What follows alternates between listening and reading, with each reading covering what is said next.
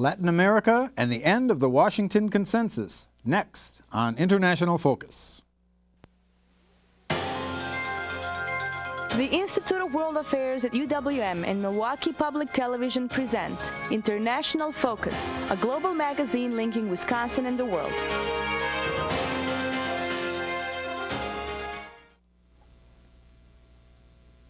Welcome to International Focus. I'm Doug Savage, Assistant Director of the Institute of World Affairs at UWM. The current economic crisis shaking the world's financial capitals has prompted some Latin American leaders to call for an end to Washington's economic policy prescriptions. Brazilian President Lula da Silva warned that the region's emerging economies would not become, quote, victims of the casino that the bankers set up in the United States. Bolivia's Evo Morales blamed the crisis on North American privatization policies, while Venezuelan President Hugo Chavez went further, placing responsibility on what he termed an unsustainable capitalist system. Across Latin America, recent elections have brought to power governments highly skeptical of the set of policy prescriptions known as the Washington Consensus. With a review of recent Latin American economic history and a look at what might lie ahead, we're joined in the studio by Dave Ranney, Professor Emeritus in the College of Urban Planning and Public Affairs at the University of Illinois at Chicago. Professor Ranney helped found the Hemispheric Social Alliance, a coalition of trade unions, environmental and human rights organizations, and others promoting an alternative to the free trade model. Professor Ranney, welcome to International Focus. Thank you for inviting me. Well, I know you've been in the region very recently and have some sort of ground-level observations to make. But before we get to that, I'm wondering if you could give us a little background on this notion of the Washington Consensus. What was it? What kind of policies did it advocate? This was really a new strategy for capitalism in the world, really, but based in the United States, to have a high degree of capital mobility, to open up the economies of other countries for manufacturing activity and even services that were previously in the United States. And they accomplished that by softening up the economies, often as a quid pro quo for loans from the International Monetary Fund, where they would do what they called structural adjustment programs. That was changing their production to goods for export, cutting down government expenditures, balancing budgets, privatizing everything in sight, and most importantly, taking away all restrictions on the flow of money in and out of the country. So very much a free market approach. That's correct. And what were the economic problems it was designed to address? Well, essentially a lack of markets for U.S. goods. That was the main thing. What eventually happened, however, is that the financing to do this gave the finance sector of our economy a great deal of more clout and power, so that money began to flow. And that debt in and of itself became a commodity and became probably the primary commodity in all of this. So where was this applied most rigorously in the region? Well, it was applied initially in Mexico and Canada through the North American Free Trade Agreement, and then throughout Latin America, notably countries like Argentina and definitely Bolivia, where I just was, through the International Monetary Fund. The International Monetary Fund provided what they called bridge loans for countries that were having problems repaying their debt. And as a quid pro quo for those bridge loans, and also with the implicit threat that if they didn't go along with this, that they would not get any foreign money at all, they had to essentially alter their economic policies to adapt to this new system. So what was the system that obtained throughout the region before these were put in place? I mean, we hear a lot about sort of the populism of the 80s. Yeah. Well, there had been what was very popular, particularly in South America and well, really all of Latin America, was what they called import substitution. That they were putting high tariffs on foreign goods and attempting to develop their own capacity to produce goods for export. So along comes the Washington Consensus, which to a greater or lesser degree gets buy-in by many, if not most, of the governments of the region. So over the longer term, what was the effect on the ground? Well, it was very poor. In Bolivia, for instance, they essentially privatized the mines, they privatized water, they privatized gas and oil, and the mines eventually were closed and threw hundreds of thousands of people out of work. It's been preceded by very tight monetary policies, so people were already hurting, and there was a tremendous migration inside of Bolivia. And the end effect was it redistributed income upward, so made the rich even richer and the poor even poorer, essentially. And that was, now in Argentina, there was a tremendous economic collapse as a result of these policies. So that in country after country, poverty really increased. There was a small class that got richer, and they were the ones that were in political power at the time. Mexico is a little more complicated, but I think the net result, for instance, of NAFTA, and really that started with IMF-imposed policies, NAFTA followed that, has been, again, a tremendous amount of unemployment. People who had initially engaged in subsistence farming were essentially tossed off the land as a result of those policies and forced to work in factories at the border, which they called maquiladoras. But there has been in Mexico a tremendous redistribution of income. So what would be the response to an IMF spokesperson who would say, but look at the fundamentals, inflation was wildly out of control before these policies were put in place, and now we've tamed that?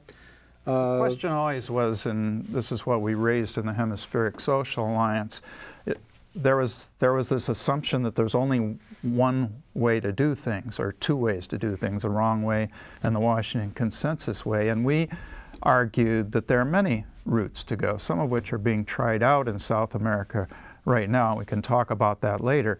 But they said that yes, and it was true, inflation came down in a country like Bolivia.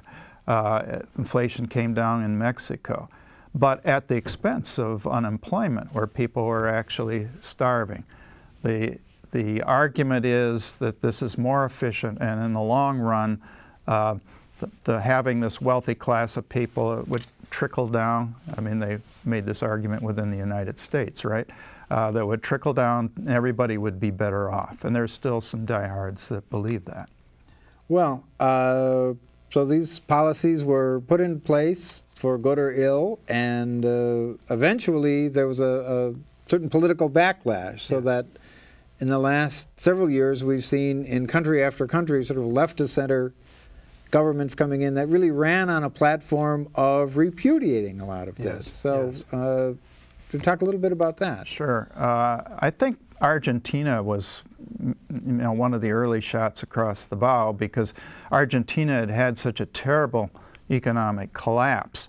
They eventually said they wouldn't pay off their debts, and they said they wouldn't accept IMF policies. And when that happened, the IMF and all of the other foreign financial institutions, the international financial institutions, as well as other governments that had lent money, pulled all their money out of Argentina.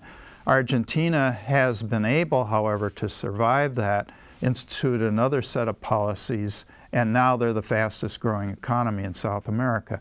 That encouraged others to do likewise. Of course, Brazil, very early on, rejected those policies, where Lula is now the president. What happened was then people elected governments that promised to oppose IMF policies, oppose Washington Consensus policies.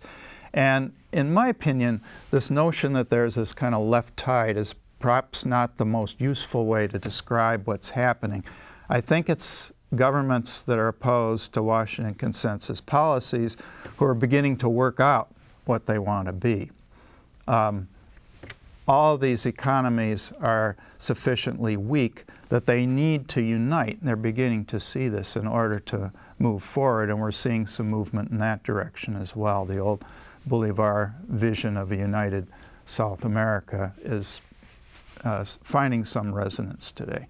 And so, you know, there are some echoes of a populism of an earlier time, but the governments don't really resemble that earlier era. What are some of the differences in terms of just the relationship between the government and the people?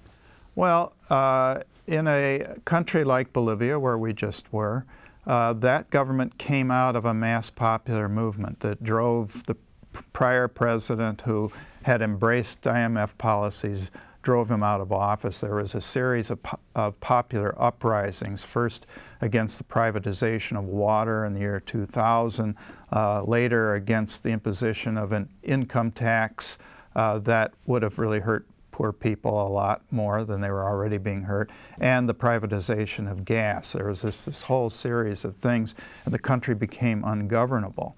A political party formed out of that mass movement, and that's where Evo Morales, the president comes from. Other countries, such as, say, Ecuador, with President Correa, that Ecuador was, again, a reaction to IMF policies, but he didn't really come out of a mass movement. He actually went to school here in the United States as an economist, where Evo Morales is the head of the Coca Growers Union, and still is the head of the Coca Growers Union, and came out of a mass movement. Hugo Chavez in Venezuela came out of the military and initially attempted a coup early on, was put into prison. When he got out of prison, he got right back into politics and was eventually elected. So that's a very different kind of origin. Lula in Brazil came out of the workers' movement. He was a union organizer and a worker. He, again, was elected, but less out of a mass movement. His political party pre-existed him, really. They had had control over certain city governments, like of Sao Paulo, for a time, but he came into office out of a party that had existed for some time. And of course, the economies of all these countries are very, very different. Well, we're going to look a little more closely at a place that you've just returned from, Bolivia, but first we're going to take a break. We'll be right back on International Focus. The Institute of World Affairs presents our community with a range of public programs relating to global issues, U.S. foreign policy, and the world economy. For more information about the Institute of World Affairs, call 414-229-3220 or visit our website at www.iwa.uwm.edu.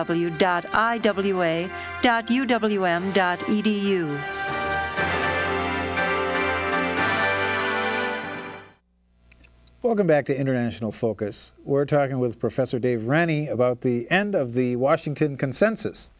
Well, when we left, we were talking a bit more about Bolivia as kind of a case study in some of these economic policies. So, if you would maybe you describe the rise of President Morales and where his movement came from, but they were in the news recently with a dust-up with Washington. Perhaps you could give us a little background on that situation. Yes, well, actually just a very short time after we left the country, the U.S. ambassador was expelled from Bolivia. The U.S. retaliated by expelling their ambassador to the United States and also pulling all the Peace Corps volunteers out of the country. The background on that is that President Morales has been opposed by a minority of really white citizens. He is Indian, and the country is very divided racially. 60% of the country is Indian. The right wing had imposed a recall election on President Morales. He ran and he got 67% favorable vote, so he's very solidly in.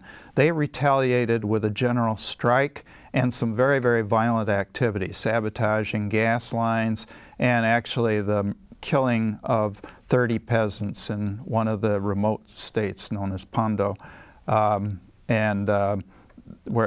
they took over the airport and wouldn't let the president in and so forth till he sent troops in. Well, what has become very clear is that the U.S. has been funneling money to these right-wing groups and attempting to destabilize the government. So is there an economic factor in all of this? I mean, there's a geographic one, certainly. These are lowland groups versus the upland, and the more prosperous versus less so. Is that... There's two big issues. One is the redistribution of lands. The minority, the right-wing minority, are very large landholders who grow soybeans for export. That's the main crop that they're growing. They have the advantage of having extremely cheap Indian labor. The Indians are pretty much landless. There's a provision in the Constitution of the country, which they're proposing to strengthen with a new Constitution, that allows them to take fallow lands, that is lands that haven't been used for a long time, by eminent domain. The government proposes to do that. This is being opposed vigorously because it would take away the cheap labor force. If Indians were farming their own land, they wouldn't be available to work as cheap labor. That's one issue. The other issue is that Bolivia has no taxes. The only source of revenue for both state, local, and national government are the revenues from hydrocarbons, largely natural gas and oil. And the distribution of those revenues is at stake in all of this. Evo Morales proposes to give a larger portion of the hydrocarbon revenues to establish programs to fight against poverty, and that would take away revenues from the state governments and some of the municipal governments who have used that money to build up their political organizations and, protect what their political power. Well, if we could just let's juxtapose for a minute sort of Washington consensus principles versus the kinds of things you've just been talking about in Bolivia. I mean, where do they really collide? Well, for one thing, the priority on programs to fight against poverty, as opposed to producing goods for export, that would be soybeans, is the big thing, and of course the hydrocarbons, which they do want to export, but they're exporting them largely to Latin America. Food for food security's sake, as opposed to food for export, is a big clash. Doing away with privatization, nationalizing hydrocarbons wasn't totally nationalized, but Evo Morales forced the foreign companies to provide 85% of the revenues from that, as opposed to 54% before, to the government. And that was a big shift. The mines have been nationalized once again. Water was nationalized prior to Evo Morales as a result of that political movement. The Bechtel Corporation was kicked out of the country. So those are all things that really are a direct clash with the Washington Consensus policies. Well, and that brings us, if we could back out a bit to the sort of regional level. Some of the critics from the region have said, in the face of the current bailout package of the economic crisis, that see, here you are, you're nationalizing your financial system. We had it right the whole time. And I think, of course, the need for a bailout sort of exposes some of the problems with the Washington Consensus policies of making debt as a commodity. But what they're trying to do is to create regional institutions that would be independent of the IMF, the World Bank, any kind of national or international Washington Consensus organization. So there's really 4 institutions that have been set up. They're very young, they're very fragile. We don't know how they're going to go yet, but there's an effort underway. Bank of the South is one, trying to be its own Latin American Development Bank or its own IMF with a very different set of policy priorities. There's an organization called ALBA, that stands for the Bolivarian Alternative Free Trade Agreement. It's a trade association, or really a trade protocol, very similar to the pre-WTO GATT, if people know what that is. That's been established. UNISUR, which is an effort to become a South American parliament that's pretty much based on the model of the European Union, and Telesur, which is a satellite television station on the model of Al Jazeera that's competing with CNN and Fox News, who are blasting away 24 hours a day presently, but now have a little competition from Telesur to give a local point of view to the news. So those are really interesting institutions. One thing that happened was that after Bolivia threw out the U.S. ambassador, and with this tremendous upheaval of general strikes and violence going on in Bolivia, UNASUR called an emergency meeting. It was called by Michelle Bachelet in Chile. It was held in Santiago. They passed a declaration that was unanimously signed by everybody, including Colombia, the U.S.'s closest ally, that said, number one, that Evo Morales was correct in throwing out the U.S. ambassador, and number two, that the governments of South America would not tolerate a coup against Evo Morales. That was a very stern warning and kind of an unprecedented statement of unity. Well, and that speaks to a larger issue. What occasioned this this sort of Latin America that can say no, if you will? You know, there are those who say, in part, it was neglect on the part of North America, that we were preoccupied with other parts of the world, and that gave them political space to really develop an alternative. I don't think that's true. We've been interfering in government affairs right along. The Bush administration has definitely had its eye on South America with its funding of opposition groups and CIA activity and even military activity. No, I think what it was is it points up the weakness of the Washington Consensus policies themselves. The IMF is really a shell of its former self. It no longer has the political clout that it once had to be able to say, if you don't do what we say, you won't get any more money. That's not true anymore. They don't have that position at the top of the food chain. Their portfolio has dramatically shrunk in the last 4 years, and they're running an annual deficit of over $400 million. So I think those kind of weaknesses in the Washington Consensus institutions and policies then have emboldened the countries of Latin America to take these dramatic steps. And they have interesting leadership in Hugo Chavez, Evo Morales, Correa, Lula, Michelle Bachelet, and Lugo in Paraguay is the most recent person to come into the picture. So, you know, all of those things point to the possibility that South America could take a very different turn. Well, if you look at some of the problems inherent in the sort of populist approach of an earlier time, how is the new system faring in country by country? It's kind of difficult to say. It's different in different places. If we look at an indicator like inflation, which was the...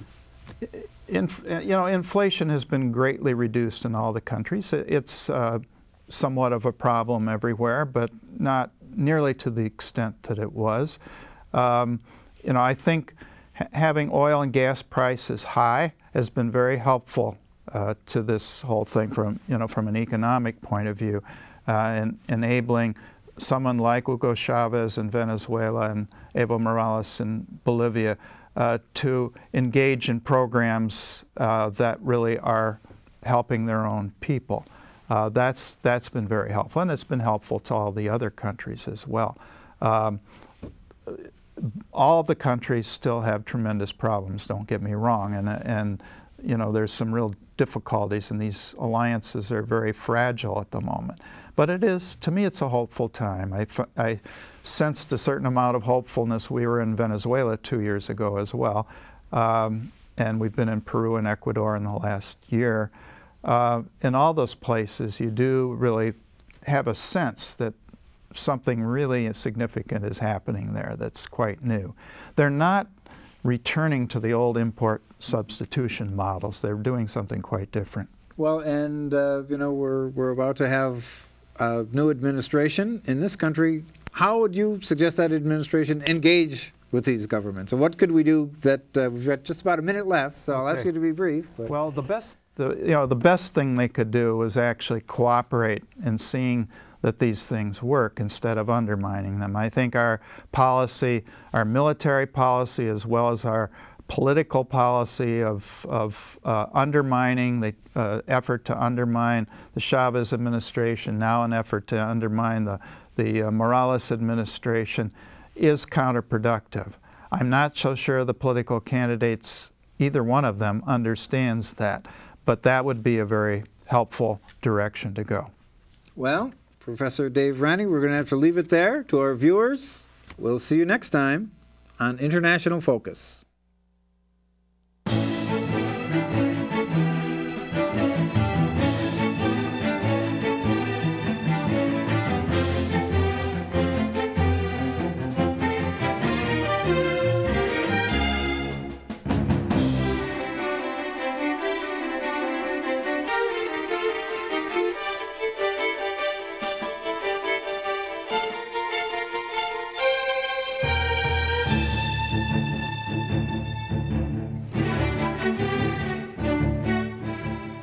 For information about the Institute of World Affairs and its many programs, or to become a member of the Institute, call 414-229-3220 or visit us at our website.